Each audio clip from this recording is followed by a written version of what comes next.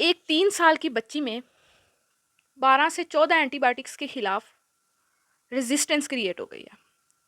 अब उसके लिए जो एक लास्ट लाइन ऑफ ट्रीटमेंट रह गया है, वो ये एंटीबायोटिक रह गई है। मैं आपके साथ यहाँ पे रिपोर्ट शेयर करी और साइंटिस्ट के अकॉर्डिंग अगले आने वाले 10 से 12 सालों में हमारे पास मज़ीद कोई एंटीबायोटिक नहीं बनेगी। एंटीबायोटिक रेजिस्टेंस का टॉपिक बहुत ज़रूरी है समझना हमारे लिए, अगर हम आने वाले टाइम पे अपने आप को बचाना चाहते हैं। देखिए, एंटीबायोटिक सिर्फ हमें ये इसलिए नहीं चाहिए कि हमें फ्लू हुआ तो हमने एंटीबायोटिक ले ली, हमें फीवर हुआ तो हमने एंटीबायोटिक ले ली। अनफॉर्चुनेटली आपकी कोई सर्जरी होती है, किसी भी किस्म का आपका एक्सीडेंट हो जाता है, इस सारी कंडीशंस के अंदर एंटीबायोटिक रिक्वायर होती है फॉर रिकवरी। इवन कि जब फीमेल्स डिलीवरी करती हैं उसके बाद भी उनको एंटीबायोटिक्स चाहिए होती है। सो एंटीबायोटिक रेजिस्टेंस हम क्रिएट कर रहे हैं खुद इटसेल्फ। हम बीमार होते हैं, हमें ज़रा सा फ्लू, ज़रा सा मसला हो गया, पहले तो अपने घर में ही एंटीबायोटिक ख़रीद के रखी होती है। हम वो जाने से पहले इमोक्सिसिलिन या ये ऑगमेंटन तो लोग खा के ही आए होते हैं ना। ये अगली जो चीज़ें होती हैं ये तो उससे बाद की होती हैं। फिर उससे हैवी एंटीबायोटिक्स डॉक्टर देता है उनको। डॉक्टर तक कैसे पहुँचती है मैं बताती हूँ आपको। फिर जब लोग कहते हैं ना कि डॉक्टर ने बंदा मार दिया, तो मैं कहती हूँ डॉक्टर ने बंदा नहीं मारा। शायद होते हैं कुछ डॉक्टर ऐसे, मैं डॉक्टर्स को वो नहीं कर रही, सपोर्ट नहीं कर रही, लेकिन आप खुद घर से सेल्फ ट्रीटमेंट क्या करके आए हैं? सेल्फ ट्रीटमेंट में किसी भी कंट्री में एंटीबायोटिक विदाउट प्रिस्क्रिप्शन अवेलेबल ही नहीं है। एंटीबायोटिक अनफॉर्चुनेटली पाकिस्तान और ये कुछ इंडिया वगैरह में विदाउट प्रिस्क्रिप्शन आपको मिल जाती है। आप किसी भी अरब कंट्री में जाएँ या किसी यूरोप वगैरह वाली साइड पे जाएँ, आपको एंटीबायोटिक वो आपको 5-6 दिन बुखार पे कहते हैं पैरासिटामोल खाएँ, पैरासिटामोल खाएँ, पैरासिटामोल खाएँ। एंटीबायोटिक रेजिस्टेंस का मैं आपको बताती हूँ कैसे होती है। बेसिकली हम जाते हैं, पहले तो हमने घर पे खरीद के रखी होती है मॉक्सिसिलिन, 2-3 एंटीबायोटिक्स तो हम घर से खा के जाते हैं। अब हम ठीक नहीं हो रहे फॉर एग्जांपल, क्योंकि हमने इतनी दफ़ा वो खा ली हैं और हमें नहीं पता वो हमें इन्फेक्शन कितना है, हमने कितने दिन खानी है। हमने 2 दिन खाई, हम थोड़ा सा बेहतर हुए, हमने छोड़ दी। अगली दफ़ा क्योंकि आपने कोर्स पूरा नहीं किया, रेजिस्टेंस होगी, अगली दफ़ा आपने सेम वही एंटीबायोटिक खाई, असर नहीं हुआ, आप फार्मेसी पे चले गए अपने बच्चे को लेके या अपने आप को लेके। अब फार्मेसी पे एक क्वैक बैठा है, उसने आपसे कहा नहीं नहीं आपको थोड़ी सी उससे ज़्यादा उसकी पोटेंसी हाई कर दी या सॉल्ट चेंज करके आपको एंटीबायोटिक दे दी, आपने वो खाई, आप फिर 3 से 4 दिन में ठीक होने लगे। आपने कहा क्या यार 7 दिन दवाई खाएंगे मैदे पे असर होगा, मैदा ख़राब हो रहा है, दफ़ा करो। एंटीबायोटिक से वैसे स्टमक अपसेट होने लग जाता है और वैसे हमारी खुराकें ऐसी है पाकिस्तानियों की कि उनको पहले ही स्टमक का इशू होता है, जैसे ही वो एंटीबायोटिक खाते हैं स्टमक थोड़ा सा और डिस्टर्ब होता है और वो एंटीबायोटिक खाना छोड़ देते हैं, जी इससे मैदा ख़राब हो रहा है। मैदा तो जो ख़राब हो रहा है, बाकी आपकी रेज़िस्टेंस कितनी क्रिएट हो रही है, उसके बाद आप ये मेडिसिन पूरी ज़िंदगी आप पे असर नहीं करेगी। क्योंकि बैक्टीरिया ने अपने आप को उसके खिलाफ रेज़िस्ट कर लिया है, इतना कॉम्प्लिकेटेड है बैक्टीरिया का स्ट्रक्चर। अभी यहाँ पे मैं बैक्टीरिया का स्ट्रक्चर या किसी भी चीज़ की कॉम्प्लेक्सिटी पे बात नहीं कर रही, ये एक अवेयरनेस वीडियो है। सो अगर आपको इसकी मज़ीद डिटेल समझनी है तो यूट्यूब पे काफ़ी सारी वीडियोज़ पड़ी हैं, आप पढ़ सकते हैं। अब फार्मेसी वाली मेडिसिन भी आपने ले ली, फार्मेसी वाली मेडिसिन से भी आपको फ़र्क नहीं पड़ा, क्योंकि लास्ट टाइम भी आपने फार्मेसी से मेडिसिन लेके खाई थी, फ़र्क नहीं पड़ा। अब आप डॉक्टर के पास जाते हैं।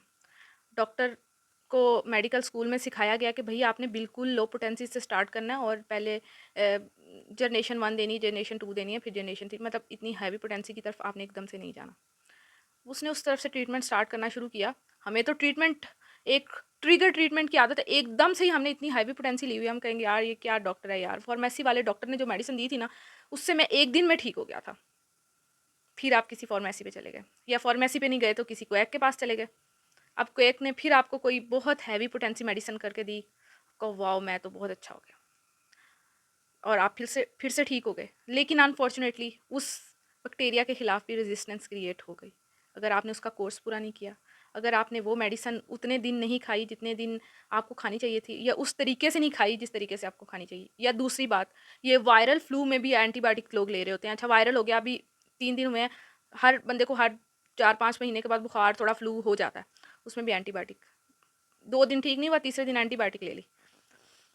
जब आप वायरल में एंटीबायोटिक लेते हैं उसकी कोई रीज़न नहीं होती, उसकी वजह से भी एंटीबायोटिक रेजिस्टेंस क्रिएट हो गई। आपने अपने दिन पूरे नहीं किए, एंटीबायोटिक के खिलाफ रेजिस्टेंस क्रिएट हो गई। आप आपने वो एंटीबायोटिक नहीं ली जिस बैक्टीरिया के खिलाफ आपको लेनी चाहिए थी। हर बैक्टीरिया के खिलाफ डिफरेंट एंटीबायोटिक है, तो भी रेजिस्टेंस क्रिएट हो गई।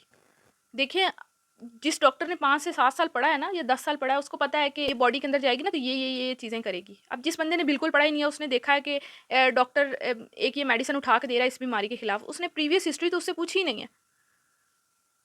खुदारा इस चीज़ से बचें, क्योंकि आने वाली जनरेशन के लिए ये चीज़ बहुत ख़तरनाक है। और जो अनफॉर्चुनेटली आने वाले 10 सालों में मज़ीद हमारे पास कोई एंटीबायोटिक नहीं है, और आने वाले टाइम में जो बैक्टीरिया है वो मज़ीद पावरफुल होके आएगा हमारे पास, क्योंकि बैक्टीरिया में ये कैपेसिटी है कि वो बहुत थोड़ी देर के बाद अपनी शक्ल होती है, चीज़ें अपनी चेंज कर देता है। मतलब वो होता वही बैक्टीरिया, लेकिन अपनी शक्ल चेंज करके आ जाता है, और बॉडी के इम्यून सिस्टम को पता नहीं चलता, और जब इम्यून सिस्टम को पता नहीं लगता तो हम बीमार होते हैं, और फिर हमारे खिलाफ रेजिस्टेंस होगी। अब मैं इसकी आपको छोटी सी एग्जांपल देती हूँ। पाकिस्तान में हम किसी भी फार्मेसी पे जाए ना, मैं कहूँ मुझे एमोक्सिसिलिन चाहिए, चलिए एंटीबायोटिक, वैसे तो फार्मेसी पे जाने को भी छोड़ दो ना, ऑनलाइन पड़ी होगी बहुत सारी जगहों पे, अब ऑनलाइन भी मिल गई। उसके बाद आप फार्मेसी पे जाते हो, आप कहते हो मुझे एंटीबायोटिक चाहिए, वो कहेंगे कोई मसला नहीं, ले लें आप, 500 की ऐसे दे रहे हैं जैसे 200 300 की, हर क्वालिटी की उनके पास पड़ी है। फिर उसके बाद आप थोड़ा सा वो चले जाएँ, हॉस्पिटल में चले जाएँ, वहाँ भी फार्मेसीज़ में ऐसे ही पड़ी हैं आप उनके पास भी। अब मैं एग्जांपल देती हूँ, आप किसी भी कंट्री में जाएँ, यूएई में जाएँ, आप यूरोप में जाएँ, किसी कंट्री में, यूएस में जाएँ, किसी भी कंट्री में जाएँ, आप उनसे कहें मुझे ये एंटीबायोटिक चाहिए, कोई फार्मेसी आपको एंटीबायोटिक नहीं देगी। और आप किसी भी कंट्री में चले जाएँ, जब तक उनके पास टेस्ट की रिपोर्ट नहीं आ जाती, तब तक वो एंटीबायोटिक नहीं प्रिस्क्राइब करते आपको, उनको पता नहीं चल जाता। अब मैं आपको बताती हूँ, हम सऊदीया गए, हम, मेरा भतीजा था 3 साल का, 3 महीने का सॉरी, तो हम उसको लेके हॉस्पिटल गए। अब मुझे नज़र आ रहा है कि इसको चेस्ट इन्फेक्शन हुआ हुआ है। आई वाज़ एक्सपेक्टिंग हम जाएँगे तो एंटीबायोटिक लिख देंगे तो ठीक हो जाएगा बच्चा। हॉस्पिटल लेके गए, अब डॉक्टर्स ने उसको 3 घंटे अंडर ऑब्जर्वेशन रख के टेस्ट किए, सारा कुछ किया। उसके बाद उन्होंने, जब टेस्ट की रिपोर्ट आ गई, फ़ीवर 104.5 पे था, उन्होंने एंटीबायोटिक नहीं लगाई बच्चे को जब तक उनके पास टेस्ट की रिपोर्ट नहीं आ गई। वो टाइम ज़्यादा ले रहे थे। यहाँ पे शायद हम उसको लेके जाते तो 6 दिन में बच्चा ठीक करके हमें दे देते। लेकिन उन लोगों ने 8 से 9 दिन वहाँ पे रखा, 10 दिन आई थिंक सो वहाँ पे रखा, उसके बावजूद भी हमें आने नहीं दे रहे थे, लेकिन हमारी टिकट ख़त्म हो गई थी, हमें वापस आना था। हम अगेंस्ट द मेडिकल एडवाइस बच्चे को वापस लेके आए। लेकिन बताने का मकसद, शेयर करने का मकसद सिर्फ यही है कि खुदारा विदाउट प्रिस्क्रिप्शन मेडिसन, मेडिसन बाकी चलें, एंड पेन किलर्स वगैरह ओवर द काउंटर जो मेडिसन होती हैं, पेन किलर होगी, बाकी चीज़ अर्ली मेडिकेशन है या एंटी एलर्जी का है, चलें वो आप ले लें, लेकिन कम से कम एंटीबायोटिक जब भी लें किसी रजिस्टर्ड डॉक्टर की प्रिस्क्रिप्शन पे लें, और तब लें जब वाकई ही उसकी ज़रूरत हो।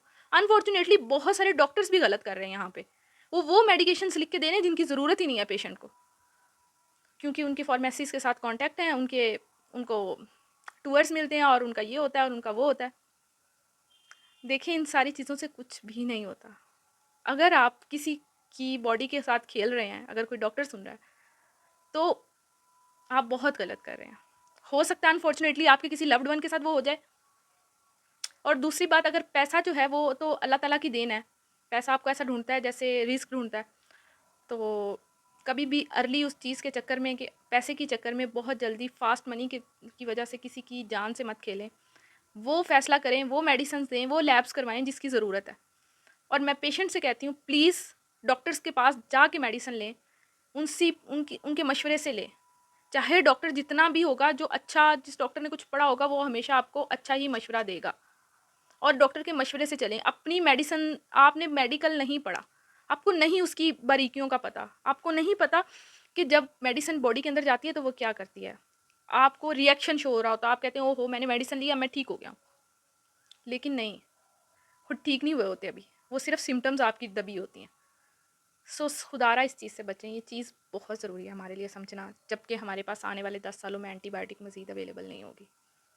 Thank you so much. Video अच्छी लगी हो तो सब्सक्राइब कर दीजिएगा, और मज़ीद वीडियो के लिए मेरा चैनल को अब बेल आइकन दबा लें, ताकि आने वाली सारी वीडियोस आपको मिलती रहें।